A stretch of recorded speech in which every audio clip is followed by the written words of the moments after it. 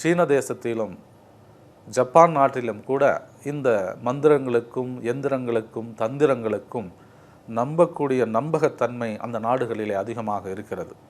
நாம் அதை உணர்ந்து கொள்ளக்கூடிய விதத்திலே, நம்பக்கூடிய விதத்திலே இருந்து மாறுபட்டு அதீத நம்பிக்கையுடன் இருப்பவர்கள் சீன தேசத்தவர். இந்த சீன தேசத்தவரனுடைய நம்பிக்கைக்கு ஆதாரமாக இருந்தவர்கள், அப்படி ஒரு நம்பிக்கையை ஏற்படுத்தக்கூடிய நிலையில் இருந்தவர்கள் சித்தர் பெருமக்கள். குறிப்பாக மகான் சித்தர் போகர். 6 முகச் சக்கரம், மேலொரு நோக்கி ஒரு முக்கோணம், கீழ் நோக்கி ஒரு முக்கோணம். இந்த 6 முக சக்கரம் நம் எல்லோருக்குமே பரிச்சயப்பட்ட ஒன்று தான். ஆகவே அதிலே சரவண பவா முருகா இத்தனை மந்திரங்களுக்குமே நம் உடலை இயக்கக்கூடிய, இந்த பிரபஞ்சத்திலே நன்மை செய்யும் ஆற்றலை நம் உடல் நோக்கி வரவழைக்கக்கூடிய ஆற்றல்கள் உண்டு. இந்த உடலே ஒரு சக்கரம். நம் உடம்பிலே இருக்கக்கூடிய 6 ஆதாரங்களே எந்திரங்களாக இருக்கின்றன. நம்முடைய மந்திரங்களே அதை இயக்கக்கூடிய சக்தியை தூண்டக்கூடியதாக இருக்கின்றது. ஆகவே இவற்றையெல்லாம் முறையாக தெரிந்து, இந்த மனித பிறவினுடைய நோக்கம் என்னவென்றால், ஸ்ரீவித்தை என்று சொல்லக்கூடிய ஸ்ரீ சக்கரம், அந்த எந்திரத்திலே சொல்லப்பட்ட சூட்சுமங்களை புரிந்து கொண்டு 40 முக்கோண சக்கரம் என்று அதற்கு பெயர்.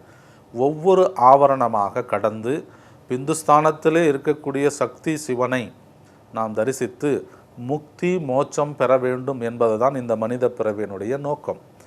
மனமது செம்மையானால் மந்திரம் ஜபிக்க வேண்டாம் என்கின்ற ஒரு நிலையும் உண்டு. என்றைக்கு மனமது அடங்கி மூச்சடங்கி செம்மையாக இருக்கக்கூடிய அந்த இறைநிலையை நாம் உணர்ந்து விட்டோமோ, அந்த நிலையில் மந்திரங்களும் எந்திரங்களும் தேவையில்லை.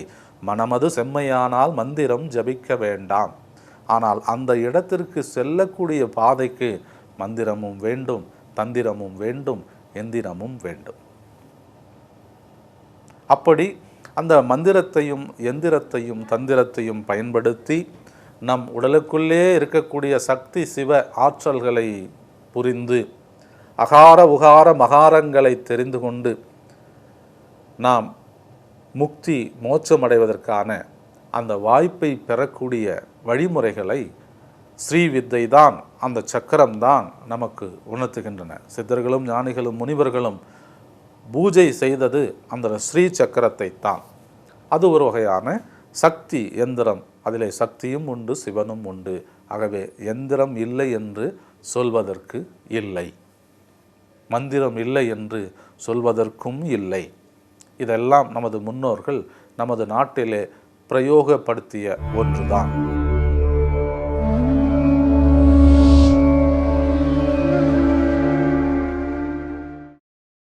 ஸ்ரீ சக்கரம் அப்படிங்கிறது எத்தனையோ 1000 அடி மேலே போகும்போது அந்த ஸ்ரீ சக்கரம் அந்த இடத்துல தோன்றி அப்படியே அருமையாக, அதாவது ஐதீக முறைப்படி ஒரு ஸ்ரீ சக்கரம் ஒரு 25,000 ஏக்கரா, அதில் நான் சரியாக கூட பார்க்கல, அந்த அளவுக்கு இருக்கிறதா நிறைய பார்த்துருக்காங்க. அதாவது எந்திரங்கள் என்பது இறுதியாக சொல்ல போனோம்னா முடிவாக தெரிஞ்சுக்கிறது வந்து, தெளிவடைகிறதுக்கு எந்திரங்கள் அப்படிங்கிறதே ஒரு விஞ்ஞான ரீதியில் அறிவியல் ரீதியான உண்மையை உள்ளடக்கியது அப்படிங்கிறது தெரியும், எல்லாத்துக்குமே தெரியும்.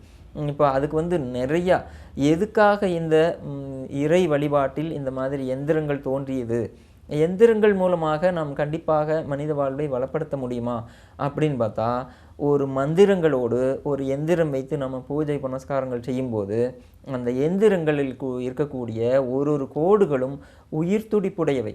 அதை நம்ம ஆன்மாவை பலப்படுத்துது, நம்ம முடங்கி கிடக்க செய்யாதுங்க, சோம்பி திரிய வைக்காது. இந்த எந்திரங்கள் நம்ம ஓட வச்சுட்டே இருக்கும். அதாவது செயல்பட்டு கொண்டே இருக்கக்கூடிய எந்திரங்கள் நிறையா இருக்குது.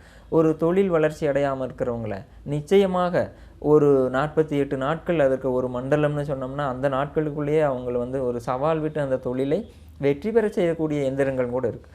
இதில் நமக்கு ஜார்ஜ் வில்லியம், சிவசம்பூர் ஆகிய அன்னபூரணி, இப்படி எத்தனையோ எந்திரங்கள் இருக்குங்க. அகோரேஸ்வர எந்திரம்னு ஒன்று இருக்குது. நினைத்த காரியம் நிறைவேறதுக்கு உண்டான எந்திரம் அகோரேஸ்வரம். இதில் நம்ம திருமந்திரத்தில் எடுத்துட்டிங்கன்னா சாம்பவி மண்டல சக்கரம், திருவம்பல சக்கரம், புவனாபதி எந்திரம், இந்த மாதிரி எந்திரங்கள் பல்வேறு வகைப்படும். இதில் நம்ம யாருக்கு எந்த எந்திரங்கள், ஒரு கொலை தொழில், அதாவது ஒரு கொலை தொழில்னா ஒரு கோழி கடை, சிக்கன் கடை, மட்டன் கடை வச்சுருக்கிறவங்களுக்கு இந்த சிவ எந்திரங்கள் அது அவங்களுக்கு வந்து அதை அந்த தொழிலை வந்து அபிவிருத்தி செய்யாதுங்க. அதையே தெளிவடைந்து நம்ம யாருக்கு எந்த உலோகங்கள் எந்த எந்திரங்கள் அமைக்கணும் அதை தெரிஞ்சுட்டு எழுதினோம்னா ஒரு மிகப்பெரிய வாழ்வில் வெற்றி பெறக்கூடிய இந்த உலோகங்களால் அமைக்கக்கூடிய எந்திரங்கள் வந்து நம் வாழ்வை மனித வாழ்வை மிகப்பெரிய வளமடைய செய்யும். இந்த உலோக தகடுகளில் வரையக்கூடிய எந்திரங்கள் ஒரு 100% உண்மையாக விஞ்ஞான ரீதியான அடிப்படை உண்மையும் நிறைந்திருக்கிறது. அதில் விஞ்ஞானம் இல்லாமல் இதில் எதுவுமே கிடையாது. அந்த காலகட்டங்கள் தான் இப்போ மறுபடியும் மறுசுழற்சி முறையாக வந்திருக்கிறது. அமெரிக்காவில் ஒரு காய்ந்த ஏரி படுகையில் மிகப்பெரிய ஒரு வடிவம் கண்டுபிடிக்கப்பட்டது. அது பார்க்குறக்கு ஒரு கணித வடிவமாக இருப்பதாக அங்கே இருக்கவங்க சொன்னாங்க. இது 1990 ஒரு விமானியினுடைய பார்வைக்கு பட்டுச்சு. இதனுடைய மொத்த நீளம் அப்படின்னு பார்த்தோம்னா 21.404 கிலோமீட்டர் ஆகும். 21.404 கிலோமீட்டர் நீளமுள்ள இந்த வடிவத்தினுடைய அந்த கோடுகளுடைய அகலம் பார்த்தோம்னா 10 இன்ச், அதனுடைய ஆழம் 3 இன்ச் இருக்குது. இது பார்க்கறதுக்கு இந்தியர்கள் பயன்படுத்தக்கூடிய ஸ்ரீ சக்கரத்தை போல இருக்கிறதாக சொல்கிறாங்க. இவ்வளோ பெரிய ஸ்ரீ சக்கரத்தை வரைஞ்சது யார்? இவ்வளோ பெரிய ஸ்ரீ சக்கரத்தை வரைய முடியுமா? ஏன்னா அது வரைவது ரொம்பவுமே கடினமான ஒன்று. நிபுணர்கள் மட்டுமே செய்ய முடிந்த ரொம்ப கடினமான ஒரு பணி இவ்வளோ பெருசாக யார் செஞ்சுருக்க முடியும்? இப்படி நிறைய கேள்விகள் அங்கே எழுந்தது. இது சார்ந்து பெரிய ஆராய்ச்சிகளும் நிகழ்த்தப்பட்டது. எப்படியோ நம்மளுடைய அடையாளங்கள் இன்னைக்கு உலகத்தின் பல மூலைகளில் இருந்துக்கிட்டே தான் இருக்கு. அமெரிக்காவில் ஒரிகான் மாகாணத்தில் உள்ள ஒரு காய்ந்த ஏரி படுகையில் பறந்த விமானி ஒருவரால் 1990 ஓவியம் போன்ற ஒரு அமைப்பு கண்டுபிடிக்கப்பட்டது. இந்த அமைப்பின் மொத்த நீளம் 21.404 கிலோமீட்டர். இதன் கோடுகள் 10 இன்ச் அகலமும் 3 இன்ச் ஆழமும் கொண்டவை. இதை வானத்திலிருந்து, அதுவும் உயரத்திலிருந்து மட்டுமே பார்க்க முடியும். இந்த பகுதியில் அடிக்கடி சிறிய விமானங்கள் பறப்பது வழக்கம். ஆனால் அதுவரை யாரும் இது குறித்து தகவல்கள் தெரிவிக்காததிலிருந்து இது எப்பொழுது தோன்றியது என்கின்ற கேள்வி எழத் தோன்றிவிட்டது. இது நெடுகாலமாக இருந்ததா அல்லது சமீபத்தில் உருவாக்கப்பட்டதா? அப்படி உருவாக்கப்பட்டிருந்தால் மக்களின் கண்களுக்கு இத்தனை காலம் தென்படாதது ஏன்? இவ்வளவு பெரிய ஓவிய அமைப்பு இங்கு வந்தது எப்படி என்று பலவிதமான ஆராய்ச்சிகள் நிகழ்த்தப்பட்டு வருகின்றது. இதில் ஆச்சரியம் என்னவென்றால் இது மிக சக்தி வாய்ந்ததாக இந்தியாவில் கருதி பூஜிக்கப்படும் ஸ்ரீ யந்திரத்தை ஒத்திருக்கின்றது. பார்த்து புரிந்து கொள்வதற்கே சற்று கடினமாக இருக்கக்கூடிய கணித வடிவியலை கொண்டிருக்கக்கூடிய இந்த ஸ்ரீ சக்கரத்தை பற்றி நிறைய விஷயங்களை பார்த்தோம். அது சார்ந்து பல தகவல்களை இந்த நிகழ்ச்சியில் நம்ம பார்த்துருக்கோம். எல்லாமே மக்களுடைய நம்பிக்கைகள். காலகாலமாக இருக்கக்கூடிய இந்த நம்பிக்கை இன்றைக்கும் தொடர்ந்துட்டு தான் வருது. மக்களை அடுத்த கட்டத்தை நோக்கி அழைத்துச் செல்வது அவர்களுக்குள்ளே இருக்கக்கூடிய நம்பிக்கை தான். அந்த நம்பிக்கையில் ஒன்றாக இந்த ஸ்ரீ சக்கரமும் எந்திரங்களும் இருந்துட்டு வருது. நம்பிக்கைகள் அதுதான் வாழ்க்கையினுடைய அடையாளமும் அதே சமயத்தில் ஆணி வேறாகவும் இருக்குது. இந்த நம்பிக்கைகள் தொடரட்டும்.